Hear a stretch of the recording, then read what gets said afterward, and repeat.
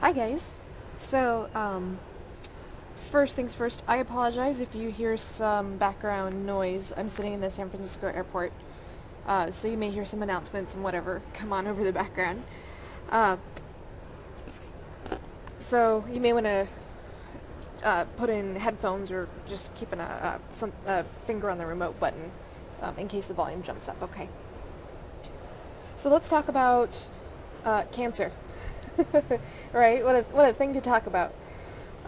Remember, we've kind of been implying throughout this entire quarter that cancer is uncontrolled cell division. It's cell division that is too fast and that has no ability to stop itself. And it's actually responsible for about a quarter of all deaths worldwide. And in fact, 40% of people in developed countries will be diagnosed with cancer sometime during their lifetime. And these are 44% of people born after 1960. Now, the ultimate cause of cancer is simply a gradual accumulation of DNA changes. And remember, we call those changes mutations. And the longer you live, the more mutations you have acquired. So, and the longer a cell has lived and the more a cell has turned over, the more a cell has divided, the more mutations a cell has required. So we see over here in this graph, the most common types of cancer are caused by those cell types that divide very often, such as the cells in the prostate, right? Such as lung cells. Lung cells divide very often. They constantly turn over, right? The cells lining your digestive tract, the colon and rectal cells, those constantly turn over, so those acquire mutations much faster than normal. Same thing with your skin, right? So the most common cancers are almost all of them are those caused by cells that divide the most often. And not only is quickly dividing cells a risk factor, but age is also a risk factor. And we'll actually talk about risk factors in the next slide. So this overgrowth of cells, overproliferation means overgrowth. This forms a tumor, a solid mass of hundreds of thousands to millions of cells. And tumors can range in size from very, very small, from the size of a green pea, to multiple pounds, dozens of pounds sometimes. So let's look at some risk factors for cancer. And we just said this, age is one of the biggest risk factors. Right? The older you are, the more your cells have divided, the more opportunity they have to make mistakes. So tissues that replicate a lot, like all of your mucous membranes are all of the ones that line your digestive tract and gastrointestinal tract and respiratory tract and all those. They tend to have the highest rates of cancer. Certain lifestyle factors like poor diet, lack of exercise, and of course cigarette smoking is responsible for about 30% of all cancer cases. And we know exactly how tobacco use leads to cancer. Tobacco use has a lot of carcinogens. Carcinogens are chemicals that cause mutations. So anything that leads to a consumption or an inhaling of a large amount of carcinogens, whether from cigarette smoke or other sources, is going to increase your risk of getting cancer. How poor diet contributes to cancer risk and lack of exercise contributes to cancer risk is still unclear. We don't really know how that works, just the fact that it does work.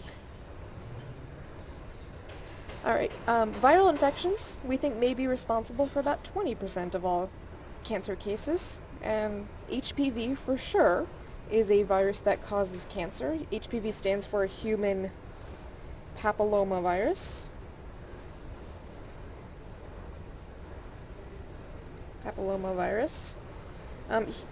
HPV is actually a sexually transmitted disease, and we have a vaccine against it now. And because we have a vaccine against HPV, HPV causes cervical cancer. Cervical cancer rates are actually drastically falling now because of this vaccine. Hepatitis B, infects the liver, causes liver cancer, right? And there are probably many, many other viral infections out there that we aren't aware of that also contribute to cancer development. We actually thought for a long time that what ultimately caused cancer was viral infection, but now that idea is being modified, as we'll see. Okay, so another risk factor is pre-existing mutations that you inherit from your parents. So your parents may have acquired these mutations throughout their lifetime, or they acquired it from their parents. Now, keep in mind these mutations had to have occurred in the cells that would form the sperm and eggs. So, these mutations have to take place in a very specific cell type. But this is actually why, when you go to the doctor, they'll ask, based on your family history, did you have any relatives who had cancer? It means that someone in your family has these pre-existing mutations and maybe they got passed on to you.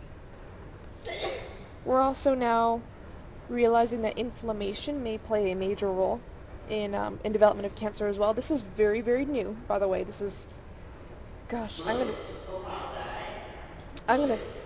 sorry, overhead announcements, right?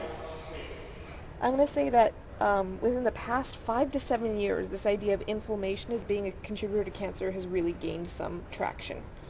So the idea behind inflammation contributing to cancer risk is that if your tissues are inflamed, they are damaged, and in order to repair damaged tissues, your cells divide. Well, the more your cells divide, the more mutations they acquire. So things like gastroesophageal reflux disease, or GERD, it's essentially like heartburn on steroids, right? It causes inflammation of the esophagus. That contributes to esophageal cancer. IBS stands for irritable bowel syndrome. That contributes to cancer of the intestines, right? So this is an emerging risk factor. So, how are these mutations acquired, right?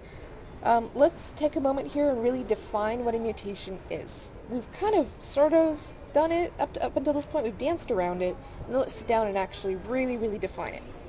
So a mutation is a change in nucleotide sequence. And that change can either be a single nucleotide, right? You can just take an A and change it to a T or a C or a G. Or it can be a whole section of nucleotides. It can be 10 to 20 nucleotides. It can even be hundreds of nucleotides. Traditionally, though, when we think of a mutation, we think of a single nucleotide change. Now, most mutations that you acquire actually really don't do anything. They're neutral, right? And that's because most mutations end up in areas of our genome that don't do anything important. So, maybe you guys know this, or maybe you guys remember this from another biology class, but something like 95% of our genome is full of useless junk that we don't actually actively use, we think. Right? Well, that's the current hypothesis anyways. So if a mutation ends up in that 95%, not a big deal, right? So most mutations are neutral. Of the mutations that are not neutral, most of the rest tend to be harmful. Now, think about it this way, right? Here's the analogy I like to use. A mutation, or rather acquiring a mutation, is kind of like taking a very complex machine, like a computer, and deleting or modifying a random file from your computer, right? Most of the time, that random file that you modify or you delete is not all that important. Maybe it was your 6th grade book report or something like that, right? You're not going to miss it. But maybe you accidentally do hit a file that matters, right? You do accidentally modify or delete a file that matters. Well, most of the time when you modify or delete that file, it's gonna damage your computer, right? But every once in a while, once in a blue moon, you end up modifying or deleting a file that you kind of didn't want there. Maybe it was a cookie from a suspicious website that you visited, right? So a very small amount of mutations are actually beneficial. And these small mutations that are beneficial, these are what drive evolution.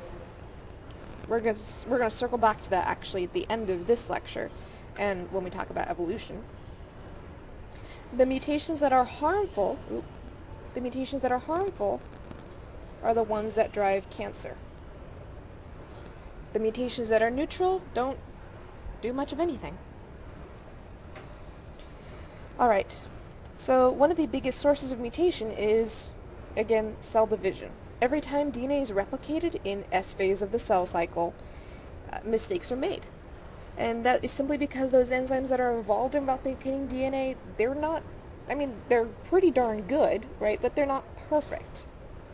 So the cells that have replicated the most have the most errors, they have the most mutations. Now, it's not just replication that can increase the number of mutations, it's also environmental exposure to certain things. We saw this word on the previous slide, carcinogens. Carcinogens are a chemical substance that increase the number of mutations. So carcinogens include things like cigarette smoke. Some of the compounds in cigarette smoke are incredibly carcinogenic. Nitrites, in some circumstances, we often use those as preservatives in sausage and bacon and things like that. And charred organic molecules, so organic molecules that have been burnt, are sources of carcinogens as well. So yes, that does mean barbecue, right? So besides chemicals, we can also be exposed to certain electromagnetic radiation that rearranges our nucleotides.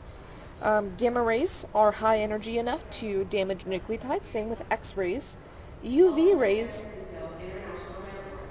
Your you, assistance is requested in I don't know if you enhancing guys can airport hear that overhead security announcement. by maintaining possession of your bags at all I'm going to give it a times. sec Please report any to run suspicious itself through. activity or unattended bags by calling 911 on any airport telephone. Thank you for helping keep our Yeah. airport Suspicious secure. bags, call 911, whatever. Okay. UV light, there we go. So UV light is not quite as high energy as gamma rays and X-rays, but it can still cause mutations as well. So if you're exposed to gamma rays or X-rays for, say 20 minutes, a large proportion of your cells will die, right? They'll acquire so many mutations they just can't live. The rest of them are just going to continue living with those mutations. If you're exposed to UV light for 20 minutes, eh, you know, not a whole lot of your cells will die. We walk outside in the sun all the time in UV light for 20 minutes, but they will acquire some mutations, right? So some types of electromagnetic radiation are worse than others. And by the way, microwaves, remember that was another type of electromagnetic radiation? Microwaves are not high energy enough to cause mutations. So you can go ahead and stick your face up right against the side of that microwave oven, alright, and watch your food being cooked. So this is why we observe that tissues that are exposed to the environment, like your digestive tract, like your respiratory tract, actually have higher rates of cancer. Okay, so this is what this ultimately results in. We acquire so many different mutations. Remember, mutations cannot just be changes in single nucleotides. You can also delete or insert or duplicate entire chunks, hundreds to thousands of nucleotides at a time. So here we see the result of many very severe mutations. This is a cancer karyotype. Remember, a karyotype is the layout of all of the chromosomes in a cell. And when we look at chromosome number 1, remember we have 23 pairs. We should have 23 pairs of chromosomes. If we look at just at pair number 1, what we should have here is just these 2 chromosomes, right? We should have one of each. These 3 should not be there. Same with chromosome number 2. I think it's these 2. It's hard to tell. These 2 chromosomes should be there. This one should not. And this guy's actually missing a little bit off his end. Chromosome pair number 3 should have these 2. I think this end got ripped off, and that's what this guy is right there, right? It's difficult to even tell whether this is male or a biological male or biological female. So 90% of all cancers have an abnormal karyotype that looks like this. Alright, so because cancers have rearranged their genes and modified their genes through these mutations, they will change their gene expression too. So cancer cells are gonna change which genes they read and when. So here's a couple different types of skin cancer. You can see that all of the cells here in each of these tumors, this is a tumor right here, this is a tumor right here, and this is one right here. All of the cells in each of these tumors are very... This will serve as the final warning announcement for Berlin Okay. Flight 7393 when on stop service to Dusseldorf. At this time, if you hold a confirmed seat on this flight, please proceed immediately to gate Alright, those passengers are going to Germany. We're not going to Germany. Once again, We're staying right all here for now. passengers to Düsseldorf on Air Berlin. This is your final boarding call. Please proceed immediately to gate A8. Thank you. Where were we? Oh yeah, cancer. Alright. So you can see these cells in here have a very different texture. They have a very different color. And that's because they're producing different proteins as a result of their genes being modified through these mutations. Melanoma, right here in particular, is actually one of the worst types of skin cancers. All these are skin cancers, alright? It's actually one of the worst types of skin cancers. Melanoma is caused by a specific cell type within your skin called a melanocyte. So melanocyte is a type of cell that produces melanin. Melanin is what gives our hair and skin color. So melanocytes, when they go bad, when they acquire mutations, they become melanoma. And one of the characteristics about melanocytes, one of the interesting things about them, is they're capable of crawling around within your skin and distributing their melanin to other cells.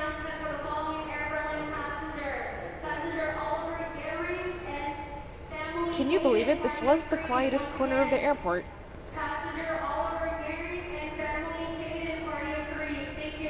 Okay. So these melanocytes that form melanoma, they can already crawl, right? And one of the characteristics of cancer is its ability to metastasize. Because it metastasizes, metastasize means to move. So because melanocytes could already move, they are going to metastasize very, very easily. So with melanoma, it's really important to catch it very early. So here we're getting into the hallmarks of cancer. Alright? So way back when I say way back when, I meant like the early 90s, when we really, really had the tools and the ability to study cells on the molecular level, researchers put together a bunch of common characteristics that almost all cancer cells seem to share.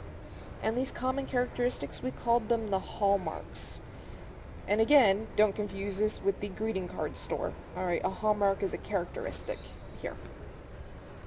And almost all cancers share each of these 6 hallmarks, though there are thousands of different possible types of mutations that can cause these behaviors. Alright, so one of the big hallmarks of cancer is something called sustained proliferative signaling. So sustained means continued, non-stop. Proliferative means growing. So non-stop growing signaling. So cancer cells keep getting signals or keep producing signals telling themselves to grow. Another thing that cancer cells will do is they will evade growth suppressors.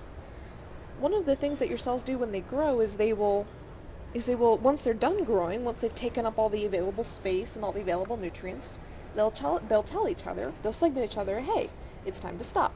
You know, I don't want you to invade my space, and I don't want you to take my food. What cancer cells have gained the ability to actually ignore those signals from their neighbors, and so they will keep growing. All right. Now, those cells can also move, as we said before. So movement is called metastasis. And this is actually very unusual for many of our cells. Most of our cells, they kind of live and die in the same spot. They spend their entire life there. They don't really travel. It's kind of a depressing life for our cells. Alright? But what cancer cells do is they do acquire the ability to travel. And not only do they acquire the ability to travel, they acquire the ability to invade and destroy surrounding tissues and surrounding cells. Cancer cells can also divide an infinite amount. We'll learn, or we will have learned, a little bit later that, sorry, I just totally lost my train of thought, that cells have a natural lifespan, a natural limit beyond which they cannot divide. And cancer cells have found a way around that. So they have what's called replicative immortality. They can divide forever. Cancer cells also have the ability to induce something called angiogenesis. So angiogenesis, if we look at the word angio means blood vessels, genesis means creation. So cancer cells have the ability to create their own blood vessels to feed themselves. Because cancer cells are actively growing, they need a lot of energy. And in order to get all that energy, they got to do a lot of cell respiration. In order to do that cell respiration, they need glucose and oxygen. And so they'll grow themselves some blood vessels to get themselves more glucose and oxygen. And then finally, they will resist apoptosis. They'll resist cell death. And we'll see a little bit more on that in just a few minutes. So let's go over some of these in a little bit more detail. All right. These links right here, these are links. You can click on them. They lead to a blog, actually, a blog post by a scientist who read through this original paper where all of these hallmarks were described, and they break them. This person breaks down that paper. It kind of explains it in a more friendly manner. You guys actually are capable of clicking on this and going to read these blog posts. They're really cool. I mean, if this is interesting to you, I really, really recommend taking a look at these blog posts. So again, the first hallmark we're going to look at is this first one, the sustained proliferative signaling. All right. So sustained proliferative signaling has two components. All right. One is that cells do not need growth signals telling them to grow. Remember we said previously that in order for cells to get past their checkpoints, right, they need growth hormones telling them to grow? Cancer cells don't need that. So they have what's called growth signal autonomy. Autonomy means you decide for yourself. So cancer cells don't depend on growth hormone signaling in order to actually progress through the cell cycle. And the set of genes that allows them to do this is called oncogenes. Onco means cancer, like oncologist is a doctor who treats cancer. So these oncogenes are all genes that speed up the rate of the cell cycle. And they speed up the rate of the cell cycle by allowing cancer cells to grow even when they don't have any of those growth hormones or growth signals. And there's lots of different types of oncogenes. All right, there's dozens of them that have been identified. So it's not just one gene here that we're talking about. It could be many, many genes that do this. Now, one of the ways that oncogenes can do this, though, is oncogenes can actually allow cancer cells to make their own growth factors. So cancer cells essentially tell themselves to grow. Or a cancer cell may have too many growth factor receptors. So I'm drawing a cell membrane here. I'm drawing some receptors on the surface of that cell membrane. This is a normal cell with a normal amount of growth factor receptors. A cancer cell may make too many of those growth factor receptors, and so when a growth signal comes along, that cancer cell responds very, very strongly, even if that original signal is very tiny. Alright, so that was our first one right there. Let's look at our evading growth suppressors. Alright. So this other set of genes that allows cancer cells to evade signals telling them to stop growing, these are called tumor suppressor genes. Alright. So tumor suppressor genes detect DNA damage. They trigger repair enzymes in order to repair that DNA damage. And if that DNA damage is too bad, it's unrepairable, they'll throw out the baby in the bathwater. They'll just kill the cell. Right? They'll trigger apoptosis. So the analogy I like to use here is oncogenes are kind of like the gas pedal. Tumor suppressor genes are kind of like the brake pedal on the cell cycle. Both of them contribute to controlling the overall rate, the overall speed at which cells divide. So cancer is kind of like a runaway car. It's where you've lost the ability to step on the brake and you've stomped on the gas. You need both. You need mutations in both sets of genes, in both oncogenes and tumor suppressor genes, in order to get runaway growth. Alright? So you need to hugely enable your oncogenes. You need to make them super active. And you need to disable your tumor suppressor genes. You need to disable your brake and make your gas super active here in order to get runaway growth. If you do the opposite, right, if you accidentally, through a set of mutations, activate your tumor suppressors and put the brake on your oncogenes, well, guess what? Your cells are just going to grow more slowly, right? That's not going to give you cancer. You're not even going to notice that most of the time. So a lot of times, even if you do get bad mutations, even if a mutation is not neutral, not good, it's bad, those bad mutations, may overactivate a tumor suppressor gene, right? So both of these have to be present. Both oncogenes and tumor suppressor genes have to be mutated and broken, right? Broken, by which I mean they don't do their normal function, in order for us to get increased cell division. Now, for a long time, we thought this was it. We thought it was just these two sets of genes, oncogenes and tumor suppressor genes, that controlled, that really were the main driver of cancer.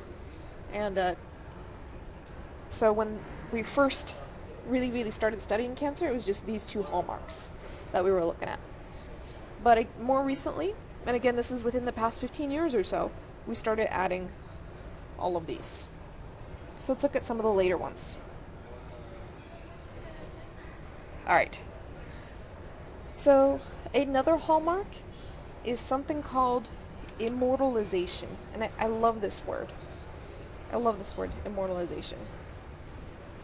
So immortalization means that you can keep dividing forever and ever. You do not die. So in order to immortalize themselves, cancer cells will disable their apoptosis pathways. I don't know if you guys remember, when we talked about apoptosis, we said was programmed cell death. Programmed cell death. Alright.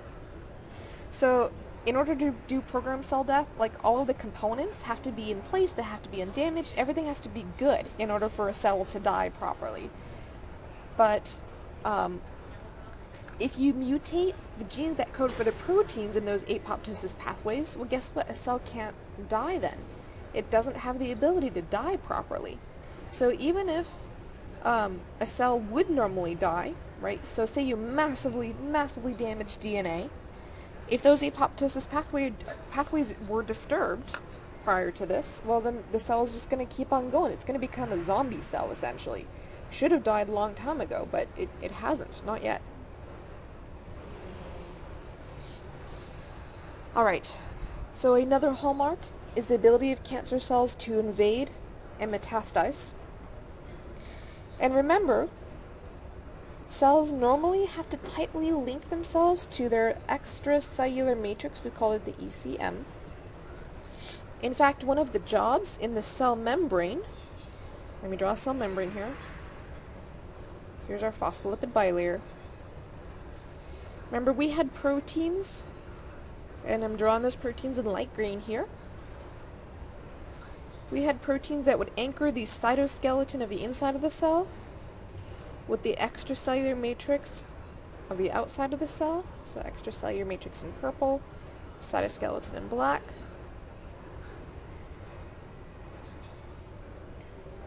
Okay, these anchorage proteins, well, if you mutate the gene that codes for these anchorage proteins won't work properly.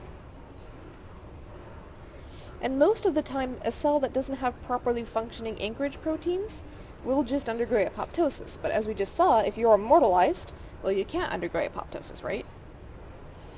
So these anchorage proteins that are part of our desmosomes, gap junctions, and tight junctions, if they're broken, our cancer cell can detach and it can move throughout the body. And that's what allows cells to metastasize. And that's what allows a tumor to spread from one organ to another organ. And one of the first places that cancer cells will metastasize, actually, they tend to metastasize to your lymph nodes. So your lymph system is kind of like the drainage system of your body, right? You can think of your lymph system kind of like your circulatory system. You have lymph nodes and lymph vessels that go everywhere, and they drain a lot of the excess fluid. You have major groupings of lymph nodes like underneath your neck. You have lymph nodes in your groin. You have lymph nodes underneath your armpits. And because there's not a whole lot of pressure, there's not a whole lot of stuff going on there except for drainage, it's really, really easy for cancer cells to get in there and to roll through those nodes and those vessels. So one of the things that doctors will check you for, when you go in for like a yearly checkup or something, is they'll check and see if your lymph nodes are enlarged, right? They'll feel underneath your neck, right? They may feel around your groin area. They're checking to see if cancer, maybe you had some undiagnosed cancer that has gone metastatic and has migrated into lymph nodes and started growing there. So that's usually one of the first places that cancers tend to migrate to is lymph nodes. And again, just to reiterate, they tend to migrate to the lymph nodes first because the lymph nodes are distributed all over the body, and it's a really, really easy place to live. Not a whole lot of pressure and stuff going on in there. Alright, so one of our last hallmarks is genome instability and mutation. Again, this is quite a new one. We're finding that that cells that have acquired mutations tend to acquire them faster and faster and faster as time goes on, and here's why. We have a whole range of DNA repair enzymes, right? These DNA repair enzymes, if they are damaged, if they're mutated, well then these DNA repair enzymes don't work.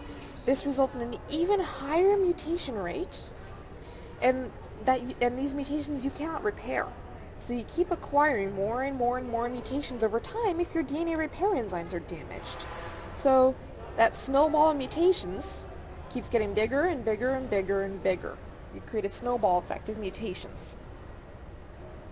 So we say that is genome instability, where your genome is under constant attack, by mutations. And a really interesting example of this is actually the BRCA1 and BRCA2 gene. I've also heard it pronounced BRCA or BRCA, however you want to pronounce it. Okay.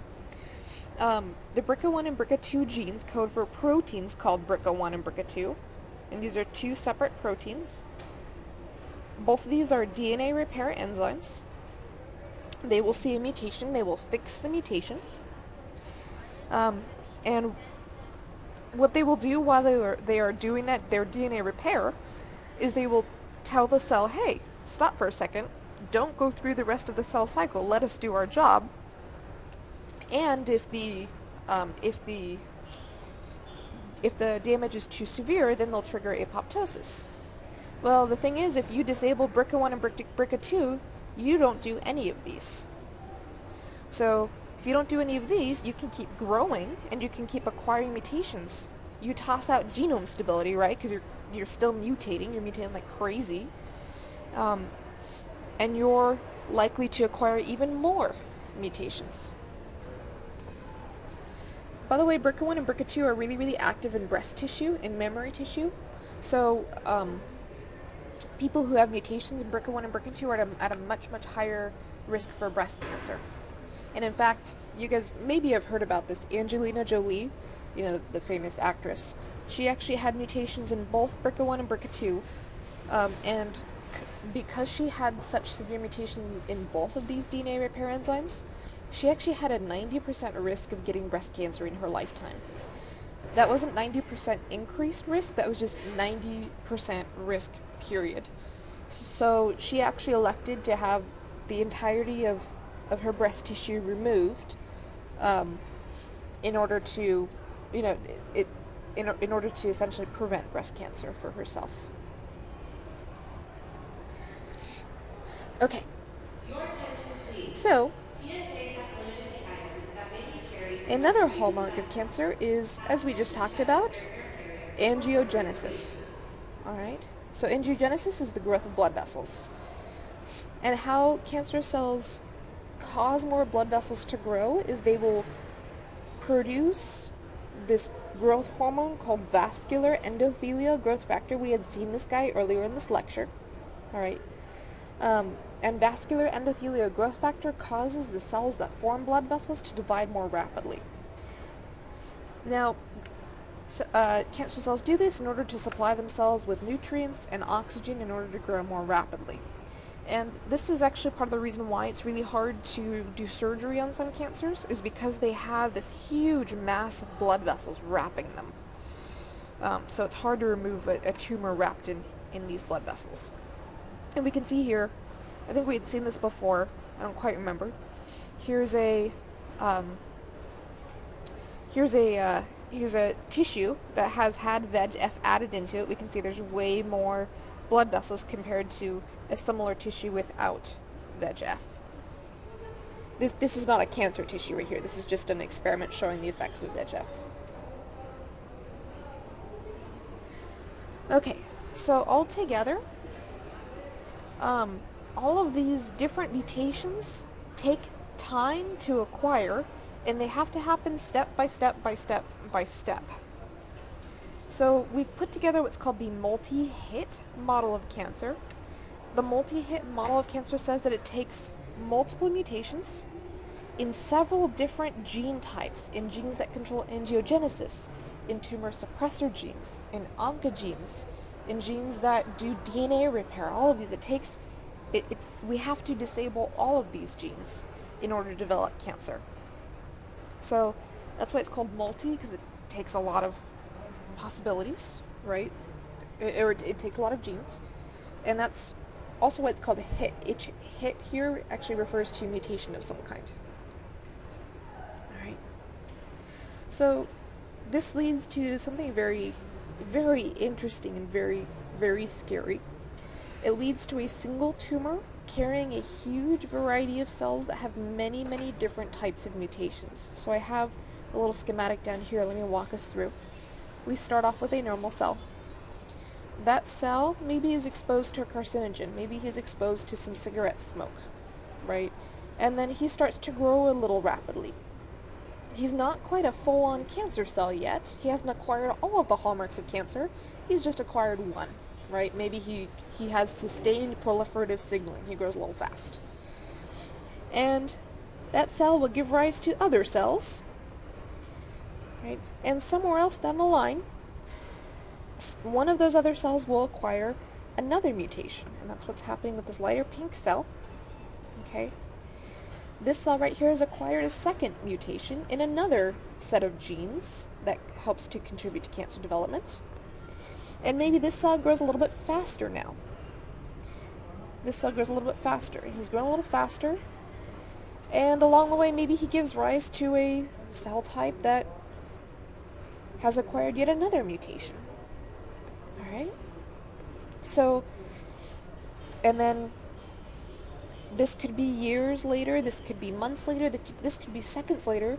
He gives rise to another cell type that has yet another mutation. And then this cell lineage gives rise to yet another cell type that has yet another mutation in another set of genes that contributes to cancer development. So altogether, when you look at the full tumor, you get some cells that were like the original red guys that were kind of quickly growing, but maybe didn't have the ability to invade or to detach themselves from the extracellular matrix. You have some cells that grew a little bit more quickly. You have some cells, let's say the blue cells right here, had the ability to secrete VEGF, so they could grow their own blood vessels, right? Maybe the teal cells could resist cell death, right? They lost the ability to undergo apoptosis. So within a tumor, you have a huge amount of variability in cell behaviors and in mutation types. This makes treatment really, really difficult, incredibly difficult, because within one tumor, you are targeting hundreds, if not thousands, of different cell types and cell behaviors here, right? So here, this is also why it seems sometimes that some as an example, this is why some chemotherapies work sometimes, and then they'll continue to work for a while, and then they suddenly stop. That's because, well, a certain chemotherapy only worked on the pink cells here, but they don't work on the teal cells. So as soon as the teal cell lineage arises, then suddenly that chemotherapy is no longer effective. All right, so let's look at this in a in the context of colon cancer. Colon cancer is one of our more common types of cancer. Let's look at some normal colon cells right here. All right, your colon is part of your digestive tract. This is the large intestine right there. So at some point in your life, maybe you acquire a mutation in a tumor suppressor gene. Maybe it's there's a particular tumor suppressor gene called APC. Right? We said there were dozens of different tumor suppressor genes. APC is just one of them. And one of those cells in here, let's see, he's a little blue dot in there, he starts to grow a little bit. He's not growing very fast, right? And it'll take him years to get that big, to get that small little tiny growth, but he will grow a little too quickly. And then, again, it could be days later, it could be years later, it could be decades later. One of those cells in that little polyp, that tiny, tiny little tumor in there, he acquires a second mutation that disables an oncogene, and this particular oncogene is called RAS. And maybe he also happens to acquire a mutation that disables a tumor suppressor gene. Now he's a little bit bigger. Alright, now he's a little bit bigger. And now he's growing a little faster. And again, he acquires another mutation in another tumor suppressor, and now he's huge, and he's started to invade. He's acquired the ability to invade and maybe even to move, so to metastasize. This entire process takes years. It takes years and years and years. And often, not even years, but decades. So, now this process can be sped up, though, by poor diet, by lack of exercise, or by family history. So as an example, actually I'm going to use myself as an example. I actually have a mutation in the tumor suppressor gene APC. I got it from my dad. My dad had it too. Thanks, Dad, right? So I know this is probably TMI, but deal with it, okay? I have a bunch of these small benign polyps that grow in my colon quite often. Keep doing this. And in fact, I get a lot of these larger benign polyps, these adenomas, also fairly often. Because of this, because I don't have a functional tumor suppressor gene, APC, and it actually is the APC gene, the same as it is on this slide, I actually have to go in for a colonoscopy every 8 months to a year. Now I'm quite young, right? Most of the time, people who have to undergo colonoscopies do it like after the age of 40, and they do it like once every 5 years. I am well below 40, and I have to do it every 8 months to a year because I have such a severely increased risk thanks to family history. My brother is the same way, by the way. Family, right? Alright, so the same forces that drive cancer, mutations, right? Mutations are what drive cancer, also drive evolution. But it's the bad mutations that drive cancer and the good mutations that drive evolution. We are going to come back to this and talk a lot more about this, but in the meantime, this is a really, really amazingly cool article that talks about the link between evolution and cancer. I highly, highly recommend it. So if you get a chance, go ahead and click on that and take a read through. Alright? Okay, I think we are done here. I don't want to keep my notations. And I shall see you guys later. Thanks for sticking with me, as always.